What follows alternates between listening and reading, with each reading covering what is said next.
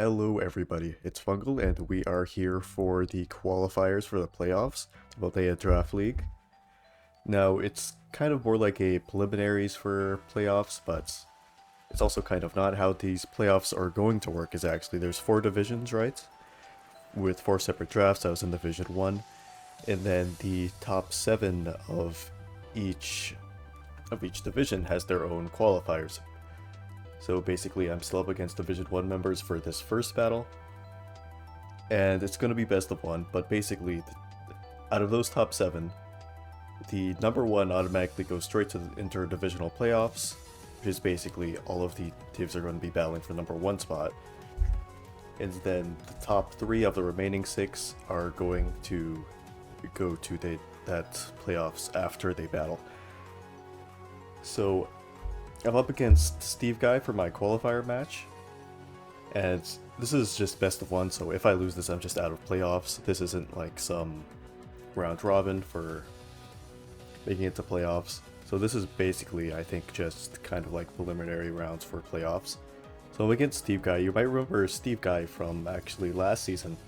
Last season I actually battled him right here. I have this video. This is my first Draft League related video that I posted. And this was the semifinals for Season 0 of the PDL. So Steve Guy, absolutely an incredible player, so I'm definitely worried about this one. I barely pulled through even though we had a very phenomenal team last season. And I'm up against him again very early this time. So I actually think there's a very real chance right now that I lose this, because this is a tough matchup for me, I think. Steve Guy, obviously a very good player, so he's not bound to make like many misplays. They'll give me an opportunity.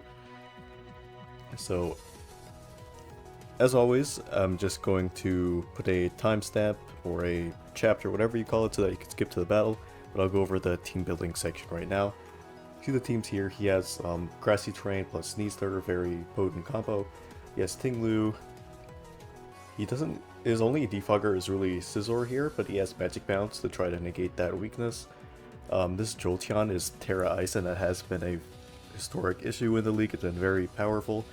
I believe it's ended up the kill leader after the regular season with 14 kills across the whole season. So this Typhlosion isn't going to be too much of an issue because it has trouble hitting my Heatran. I believe it's Terra Fire, Terra Grass, something like that. He does have possible screens with this Morgrim. So I'm just going to go into the team I've built right here. I'm actually leaking Security's team that he sent to me, but here it is.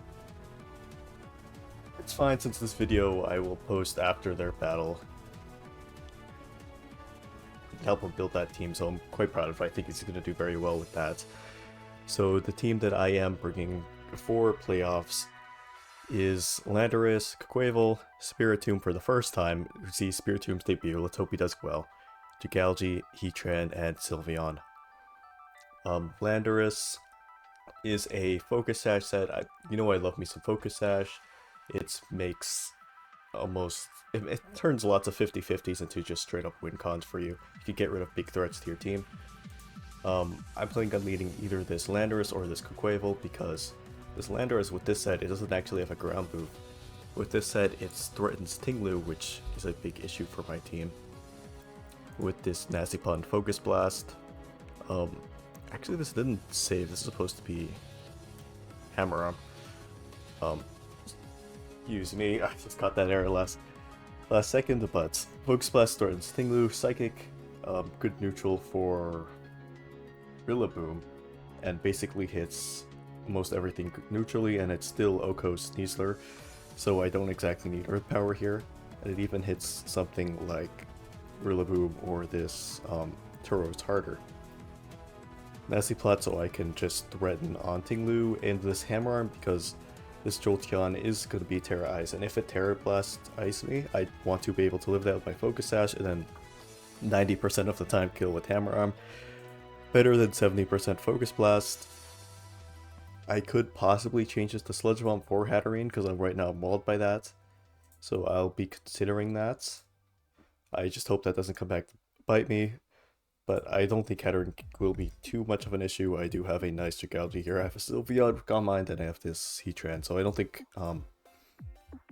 Heterin is worth dropping Hammer on for Sludge Bomb on. I could end up missing that because Sludge Bomb is also good into Rillaboom, for example. So I'm just hoping this set will be able to at least trade itself out and give me momentum. Next we have Scarf Quavel. With this set, this close combat, we'll be able to kill even if Jolteon doesn't Terra, it'll be able to kill it. And basically they have virtually no actual switch-ins for Quavel. Their water resists, as far as they go, are just this Rillaboom and this Tauros, which don't switch in very well to close combat. Tauros can eat the hits relatively well, but Dragalge can be able to come in for free. Spiritomb can beat it. I have Sylveon with defense that I can go into. So I'm not too worried about the Tauros as long as I get Chip with close combat. It brings Tauros. I think Tauros is going to be... I think I'll be happy to see Tauros in team preview if it comes. It isn't going to be too difficult for me to deal with. So this Quavel is an excellent revenge killer with Scarf. It'll be faster than max speed Jolteon, even with this adamant nature and this choice Scarf. So this only thing that will really outspeed me is if he has another Scarf, or for instance this Rotom Heat, or if this Sneasler gets Unburden boost. It will be an issue, which is why we have this Spiritomb. With leftovers, he has some defense investments so that I'll always live +2 acrobatics from Sneasler. Trick Room I have here is a very good emergency option if, let's say, Sneasler is going to sweep me, or this Jolteon, I already lost my Sash, I have no real switch-ins for it anymore, it's starting to beat me down with Terra Blast Ice or Thunderbolt or something, like, then I can set up Trick Room, and that will allow basically my whole team to outspeed it now. And I can basically reverse a lot of sweeps. And this also helps Spiritomb in particular, because Spiritomb is actually very threatening versus their team. Because I can force damage on Tinglu, as long as I get rid of Tinglu, they have no actual good Spiritomb answers. His Shadow Ball, especially after a Nasty Plot, will be doing insane amounts of damage. +2 Nasty Ball, +2 Shadow Ball will always Oko this Hatterene unless he's like super Spadef invested, which is very rare of a set. I don't think that's gonna come. And of course with the Will-O-Wisp, this can threaten the Scizor, it can threaten the Tauros or the Rillaboom or the Sneasler, or basically cripple a lot of these mons that might threaten to sweep me, so I could have basically two options with the Trick Room and the Will-O-Wisp to cripple all of his threats and hopefully win out this battle of trades and sacking. Next I have Dragalge here with Assault Vest. It can actually live a hit from the Terra Blast Ice from Specs Jolteon. It can live it pretty well. It can live some hits from Hatterene. And this Dragalge, basically I'm just bringing it because they have no real switch-ins to it. Draco Meteor does 50% about minimum to this Scizor. And their Fairy type scores get blasted by Sludge Bomb. Tinglu, I love the force damage on Tinglu. I'd love Tinglu to switch in, possibly get poisoned or eat a Focus Blast. So I think Dragalge would be important for forcing trades. It can obviously live a hit from Sneasler, can live hits from Scizor or from this Tauros, and importantly, it can actually just deal with this Rotom Heat very effectively. So I'm hoping Dragalge can basically, it could force even more trades for itself because it's extremely hard to get rid of in one hit for his team. And it also just drops a lot of his team like flies, these hits. I expect it to get off one strong hit. If it gets off more than one and just cripples his team, that's great, more the better. Next Heatran with Chople Berry. With the Chople Berry and this defense investment, you'll be able to live a +2 close combat from Adamant Sneasler. But if I take the Rock Chip, I'll never live that, so I can't, even max investments, it's still going to be a roll, so I'm not going to go for that. I'm just going to hope either to come in before the rocks go up, or even if rocks go up, this Chople Berry, its main purpose isn't actually the Sneasler.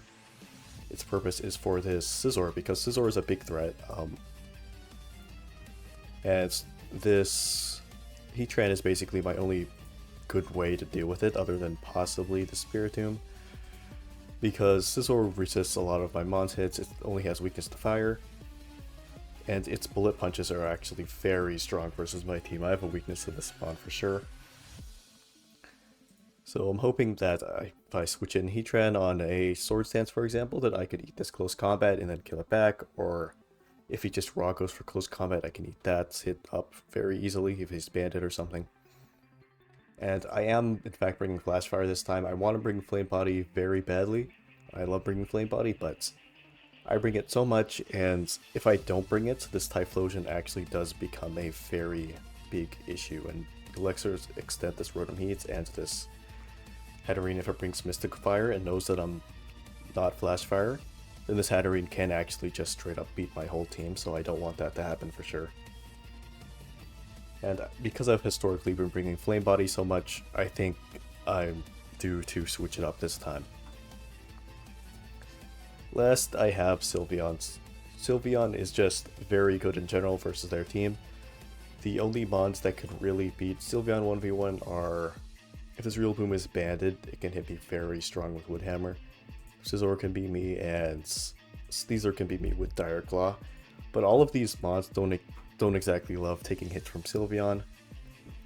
Rotom Heat could trick me a Choice Scarf, I suppose. But other than that, they have very few Sylveon switch-ins, and lots of these mons just lose to a setup Sylveon, like Jolteon, for example. Sylveon is a good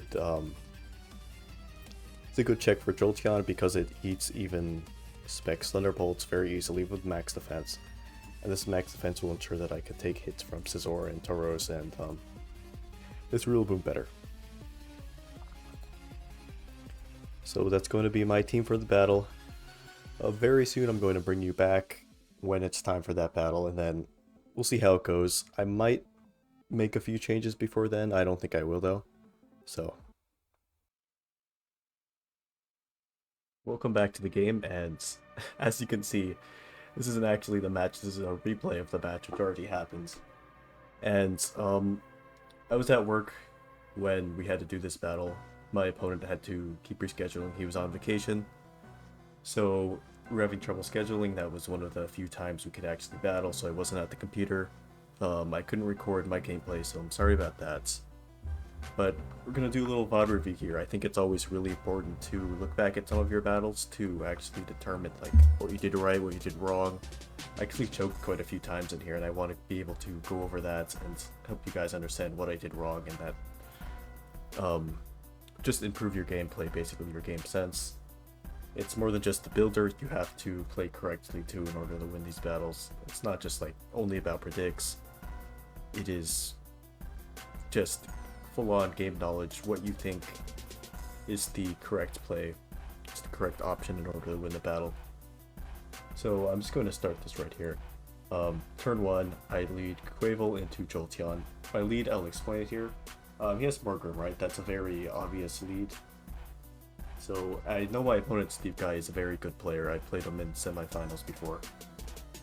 And a very common strategy you see is that you actually just lead with your fast pivot and set, in this case Jolteon, so that any anti-lead I might have into Morgrem, like if I have Spiritomb, I could like Calm Mind or Taunt or something, then he might actually just lead this, be able to get some Volt Switch chip off, and then go into something else like Rillaboom or Scizor, deal with this Spiritomb much easier. So I actually lead this Quavel as a good mid ground because I don't want him to either lead Rillaboom with U-turn or Jolteon with Volt Switch into my Heatran, for example. If I want to try to get up rocks, I want to make sure I can maintain the momentum. And then for here, he just doubles out into Morgrem as I go for my close combat. I'm Scarfed, so right now I'm assuming that I am faster than this Jolteon.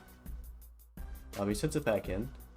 Now one thing I will say is you, from this position in 90% of your battles, you probably should switch the scout, and I think because he sent this in so confidently I should have scouted, but whether or not it was Scarf. But from the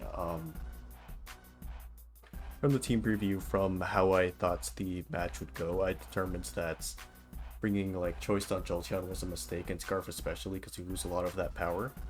So I thought this would almost certainly be like Boot or Life Orb or something which allowed it to switch up its moves, because or else it would be walled by Heatran and Landers respectively with Terra Blast, Ice, and Electric, and this would give me lots of time to attack for some. So I decided that at worst it would most likely be Sash and I'd be able to break that. But looking back, he didn't have much time to prep, so this was actually Scarf, and it was able to prevent Mega Quavel pretty easily here. It's not like the biggest choke of the battle, that's just like a little thing. It goes into Tinglu. I'll get up my Nasty Pot as he ruinates. I'll throw off a Focus Blast and get some huge trip, which is great for my Dragalge for my Heatran for the rest of my team, as he doesn't kill. I missed another Focus Blast, but at this point it's fine. I hit one, that's enough. And this Tinglu is already at just 30% of his HP, and then Sylveon could come in and finish it off right here. Scizor comes in. Bullet Punch, I go right into Heatran, I have the Chobble.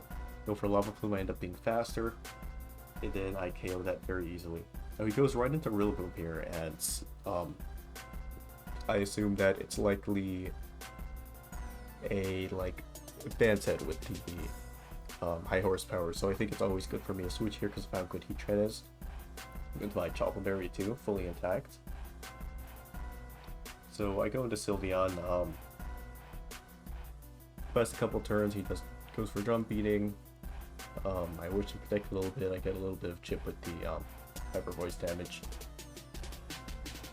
But I go into Spiritomb right here.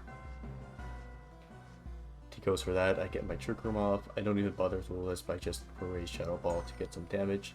Now looking back on it, I think always going hard Dragalge here was the correct play, just to save this as a sack, because I still don't exactly know if he has high horsepower, but he went for knockoff versus Heatran, so I think at this point it's pretty safe to assume that he doesn't have high horsepower. He would have went for it.